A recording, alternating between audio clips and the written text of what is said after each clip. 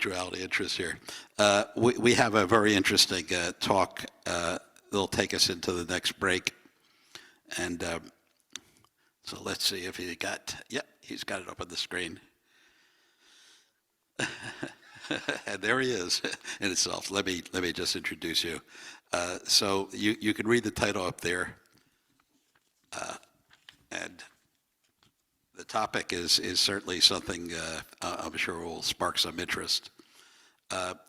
Gregg Pascal Zachary is a writer, historian, and educator. He's worked in journalism, producing essays for the New York Times, IEEE Spectrum Magazine, Technology Review, Wired, others, and at universities including Stanford, UC Berkeley, Arizona State.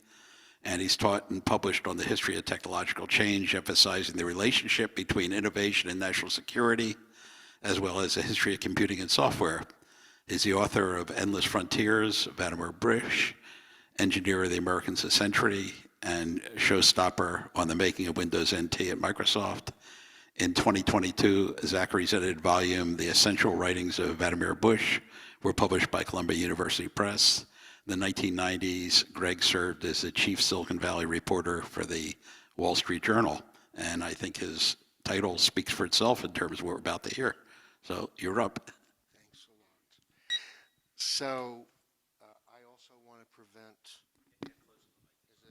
I also want to prevent corporate-controlled digital dystopia. I'm just willing to settle for my own personal life becoming a digital dystopia. I'll talk about public goods in a different key, in a different context, more for the economic meaning. This was a wonderful experience to hear these excellent presentations and especially the probing questions that you're asking. My engagement with the EE community is chiefly through history and journalism. I am not an electrical engineer, and my interest in Vannevar Bush, who, if you don't know who he is, the most politically important electrical engineer of the 20th century, the organizer of the Manhattan Project, designer of the most important computers in the 1930s called differential analyzers, and the author of an article called As We May Think, which sketched out a lot of what surfing the web and personal information systems are today. Oh, this is good. I'll just say this is a heuristic. I'm not that concerned what happens to Twitter, frankly. But we have a large issue around how do we sustain goods that are generated by our digital world. And we see a lot of them. And I think the Musk twisted effort to pretend to purchase Twitter is a good example of how Twitter has already entered into the zombie phase. Why has Apple, Google, etc., Amazon, all those big tech companies that seem to buy anything that moves, 2 guys, 5 guys, 12 women, 14, anything, but they don't want to buy Twitter? You know, the Twitter had a recent quarterly report. They're burning a lot of cash, and sooner or later they're going to run out of money. Okay, that's what happens. The moral dimension: is Twitter a business or is Twitter a public service? I don't know who lives here in Northern California, but we have an electricity company called PG&E. Is it a business or a public service? It doesn't seem to be either, but it needs to be one. So what does Twitter resemble? And I'm going to argue it resembles something like a public good, like a fire department, like a police department. So what's market failure? What are public goods, and what's targeted innovation? Because almost everybody today is talking about targeted innovation, but as the innovators can tell you, and as you said about unintended consequences, we don't always hit the targets we're pursuing. Alexander Graham Bell, one of my most famous cases, what did he think the telephone was going to be good for? Radio.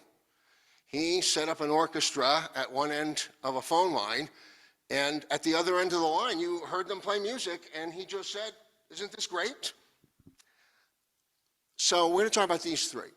So digital markets never fail. So Al Gore, Clinton, the Kleiner-Perkins folks, they were about creating a world where digital domain is self-correcting. And there's still people out there that will argue the problems in the digital world are self-correcting, meaning the private actors themselves will fix them. You just need to be patient. So many market failures are not self-correcting. K through 12. You know, K through 12, it used to be K through 8. The market didn't supply high schools in the United States. Somebody thought it was a good idea to have all these immigrants, this is in 1900, that were pouring into the United States, learn English and advance themselves, and that required public schools. Andrew Carnegie created hundreds, he was the Bill Gates of 1900, he created hundreds of public libraries because people had to be educated. It wasn't going to happen on its own. So who fixes market failures? Let me wait till the end, because I'm going through a lot of material, and I want to go through it fast so there are chance for talk. I mean, the classic example on market failures was electrification. We had vast parts of America that weren't getting electricity. They lived literally in darkness. Those people are in eastern Kentucky, Appalachia in particular, and so we came up with this idea for the TVA. Another thing was winning World War II. We didn't win World War II because corporations got together and said, here's a bunch of weapons to beat the Nazis. We had poor planes, we had poor tanks, we had poor soldiers, and we never would have beaten the Nazis if we didn't have government lead. So they corrected the market failure, which was we didn't produce national defense. Japan attacked us, Germany overran our allies, and what were we doing? So public goods. This is an after-lunch talk, so I can put up pictures of pizza because you've had lunch. Otherwise, it would have been cruel, say at 11 o'clock. So we're going to get back to the pizza. 1933, Tennessee Valley Authority. Now, the Tennessee Valley Authority was not perfect. It didn't seem to care about the environment at all. So it flooded a lot of places. It also didn't care that it was polluting the air with coal, but it did produce electricity and a lot of it. And it does to this day. In Northwest, Oregon and Washington, suddenly hotter than Miami, they had Bonneville Power Authority, a very large government effort to also bring electricity. So public goods are like an all-you-can-eat pizza shop. Imagine buying one pizza and people just endlessly eat it over and over and over again. And that's like buying a CD. The latest one I've been listening to, Marry Me, by the soundtrack to the latest J-Lo movie. Well, I can just listen to that over and over and over and over. That's the endless pizza. And that's, once I buy it, I can share it. That one copy we all can listen to over and over and over. So this is free pizza. A lot of digital goods are like free pizza. We can copy them and share them cheaply or free and use them endlessly. So private goods are diminished when shared, but public goods are not. So the news that President Biden has COVID again, tested positive COVID again, you can't copyright that. You can't charge people for repeating that. It's free. It's protected in that sense, or unprotected, depending on how you're looking at it. We have the most liberal fair use law in the world. And for reasons that have to do with Jefferson and the founding of America, this fair use was an enormous incentive to create information and art. Public goods often gain in value when shared, and in that sense, they resemble network effects in a more narrow context. So the paradox of sharing. Public goods are non-rival. That means your consumption of the knowledge that Biden has COVID does not diminish my ability to learn that. But just try going into a movie theater, filming the movie, a brand new movie, Thor, because I'm getting it on Disney Channel, but the rest of you can't. So you do that, you start sharing that on the web. I don't care how screwed up you think the US is. I don't care how incompetent you think our government officials are. In 48 hours, the FBI is knocking on your door because those movie companies don't believe in fair use, and they make it stick. So there's a lot of paradoxes to sharing. So Twitter produces a public good that can't be sustained as a for-profit business. That's a premise. And it's largely a premise that Twitter itself endorses through a technique they call retweets, right? You don't retweet something that is exclusively yours. So retweeting arises out of an American way of life about information that we consider essential to making sense of the world. Okay? So the free rider problem has meant that beneficiaries of essential information to civil society cannot monopolize it.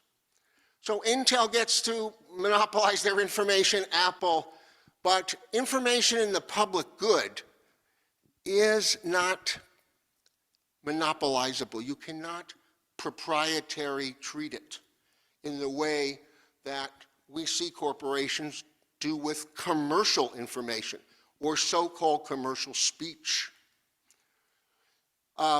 So that has created a limit to what Twitter could always be valued at. And that limit we're now seeing is approaching a much smaller number, because monetizing Twitter is difficult structurally. The management could be better, of course, 100 other things could be different, but they're still facing this structural problem of monetization. So why not make Twitter a public utility? And for those of you, I know, Samuel, you love government and love government involvement, so I knew you'd love this part. But one of the problems with the web, we know, is that the US government in 1998 said, Johnson & Johnson, you're subject to tort law. OxyContin makers, you're subject to tort law. Automakers, tort law. That means you can be sued for damages for all sorts of things. Not Twitter, not Facebook, not Amazon, in the sense that of a distribution network. So that's another thing that's weighing on Twitter. That's going to change. You remember when the cigarette companies were not liable for smoking. You remember when the auto companies never lost a safety suit. So it's over. One day, probably soon, a federal judge is going to hit Facebook with a damage negligence case on live streaming of a murder, and they're going to be paying billions. They're going to be in the, getting in the penalty box. So we can get ahead of this if we value Twitter by thinking of the potential of a public utility, and more broadly, echoing the last presentation, there's many new models that revive older forms that might be applicable to the digital world of today. So if we think about Twitter and what it does as a public good, we can start thinking not about what Twitter wants, or Elon Musk, or the Saudi government when they buy Twitter, or the Chinese government when they buy Twitter, because you just wait. If we say we want to own Twitter, we can ask, what do we want from Twitter? So there's a long history even of the public option applied to things like Twitter. Oh, we have this thing called public radio. Oh, we have this thing called public television. Sure, they're very flawed, and they have a lot of limits on them, but they may offer a suggestion that it's not un-American to have public models for these information services that are electronic or electrical.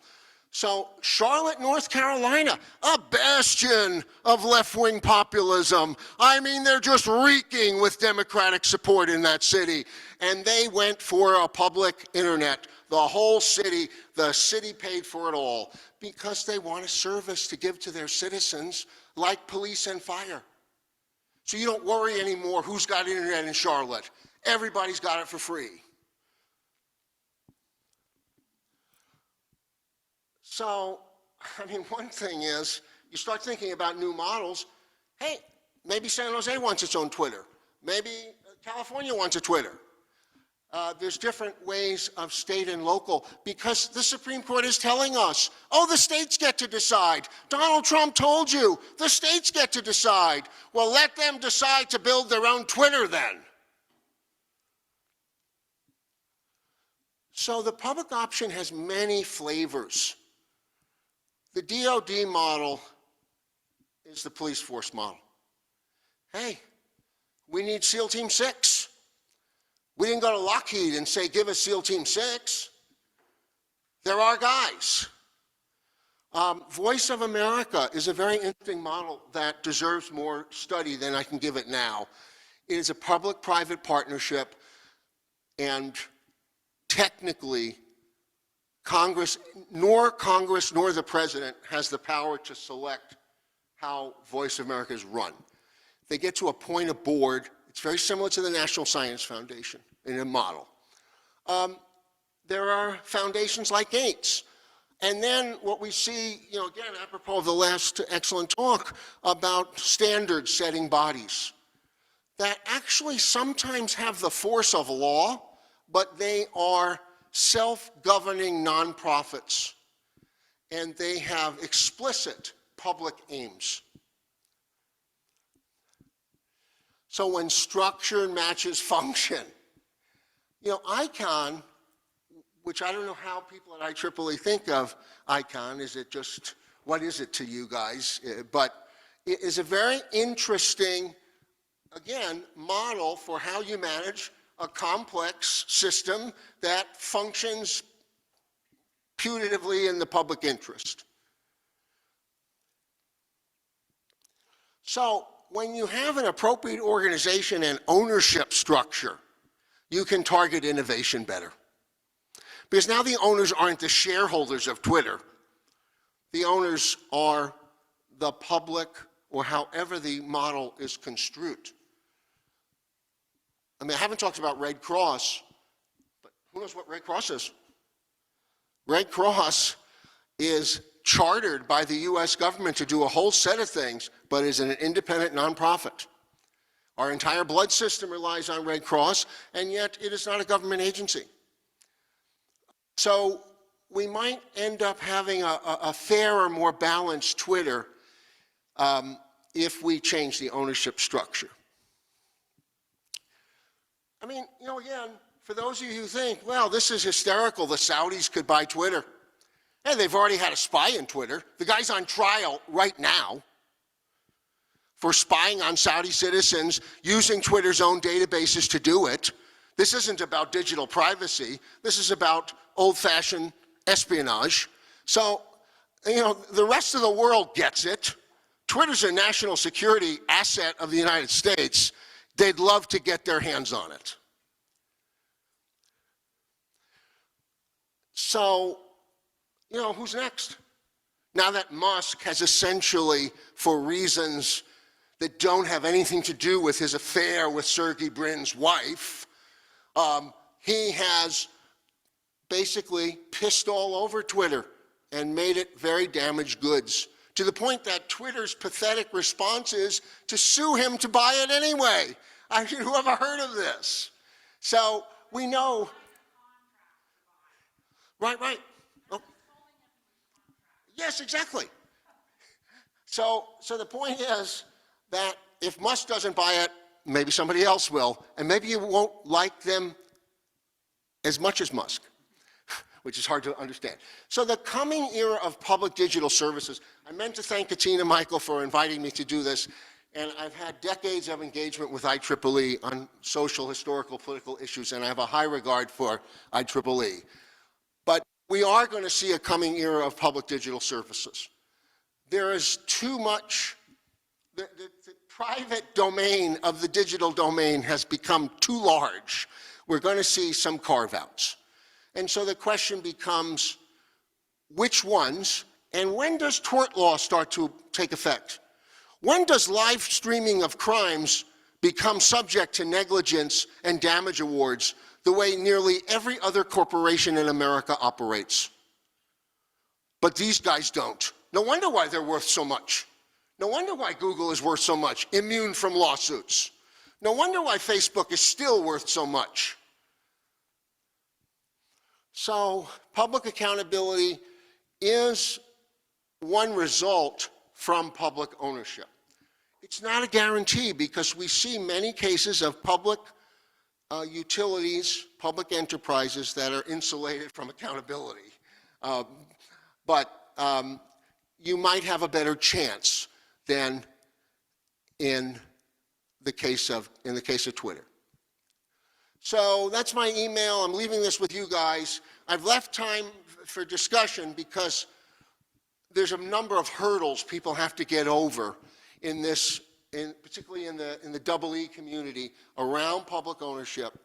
And also, the economics of this is salient, and the economics of the digital world is confusing to people. That's what I would say. So if we've left some time for questions, right? Yeah, we got 7 minutes. Great. 7 minutes for questions. Yeah, you ask them. You get them. Yeah, I'll do it. Okay.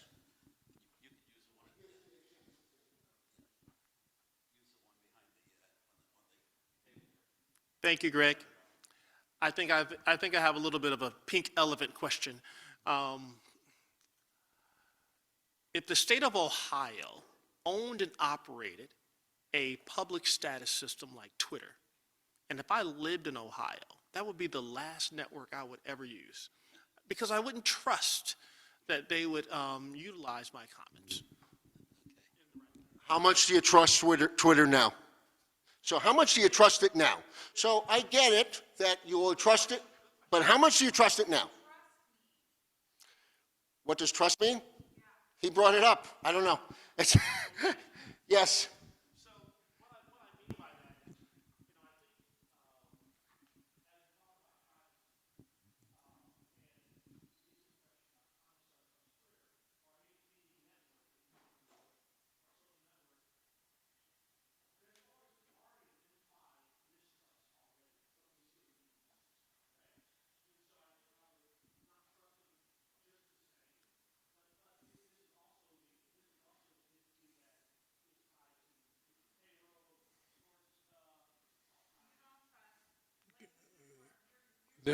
We're waiting, Kalia.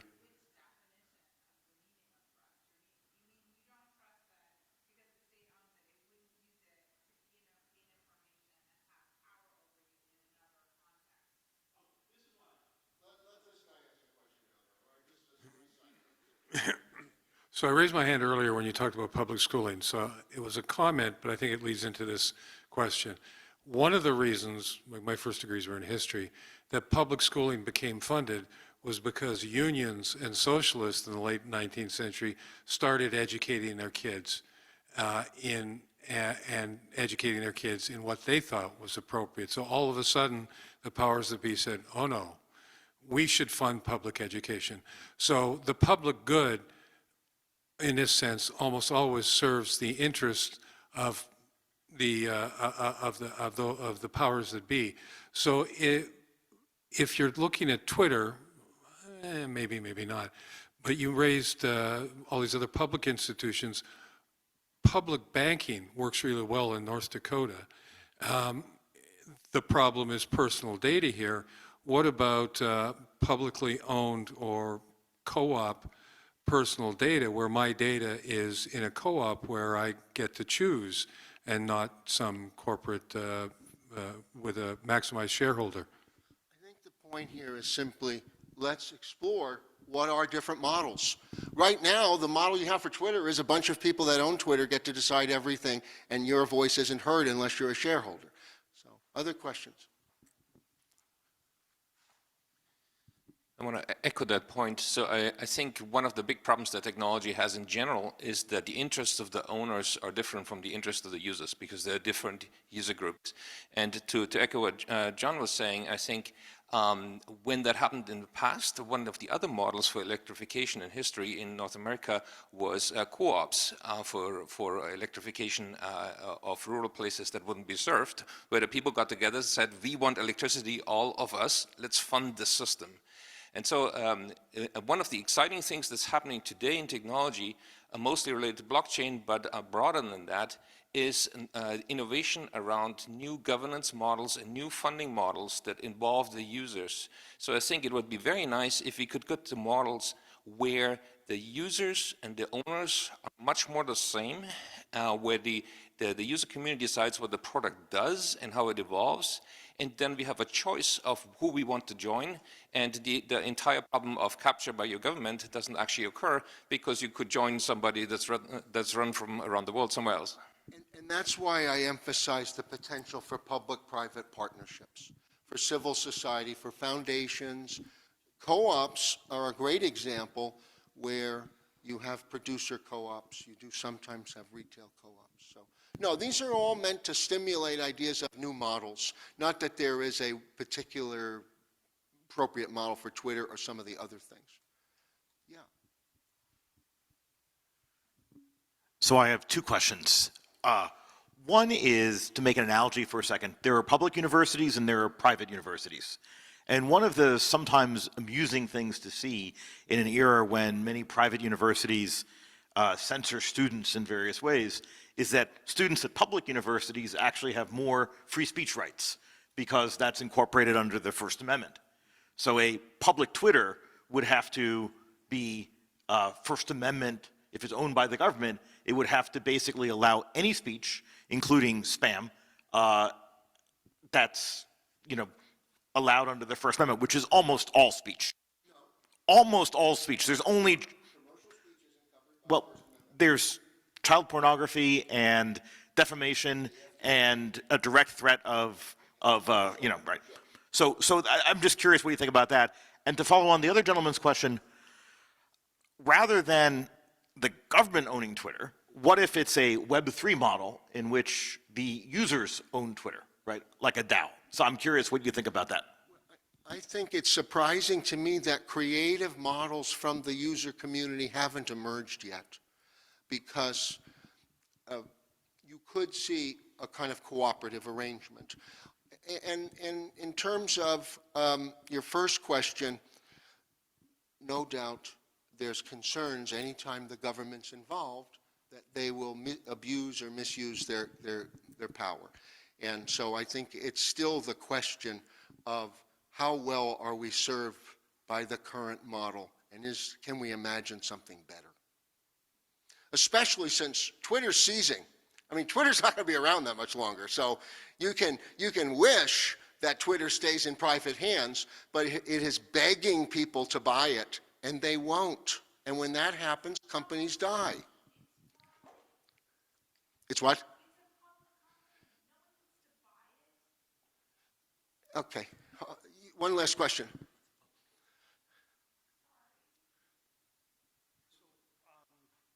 I wanted to understand is how can the public end up owning it other than through the stock market and having shares? But because, Callie on her slide said that Google, Apple, and Mozilla were against DID.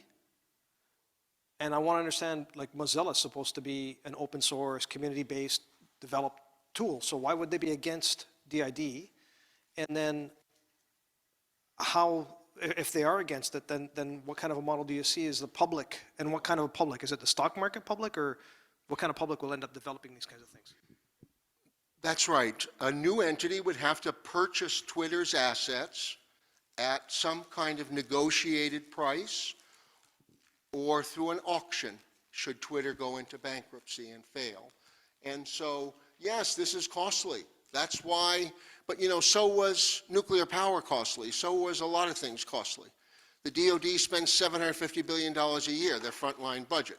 Medicare costs, of which I'm a happy recipient, costs $1 trillion a year. So we have $1 trillion a year to keep people like me alive. So I'm just saying, there's money out there. But right, you would have to buy Twitter. But, first somebody has to approach Twitter with a plan. And given the philanthropy of some of the big tech tycoons, right? Mark Benioff owns every hospital in the Bay Area, apparently, right? Zuckerberg saved SF General, gave him, and so John Doerr just gave $1 trillion to Stanford, a needy institution, very, very poor. $1 billion, sorry. Just gave $1 billion to Stanford. And so, you've got people with assets. Thanks a lot. Thanks, Steve. Thank you, Greg. Thank you so much, Greg. I'm not sure what the right answer is, but Greg has certainly put a number of issues on the table that need to be considered. I'm going to ask the AV team if they could give me a second here. I am sharing a screen to Zoom. If they could get that up on the big screen here. Yeah, there you go. So John earlier asked if people were interested in his slides. So you see that URL down at the bottom, which you'll also find in the chat if you're on Zoom. If you click on that, you can download his slides. So again, thank you so much. We've come up on our break. We have a generous half-hour program for it, which is now down to 20 minutes, but that ought to be enough time. In order to get us back on time, could you all perhaps be back in the room by 3:30 as a courtesy to our last few presenters here? So we're on recess now for 3:30, and please help yourself for some coffee and snacks. Thank you.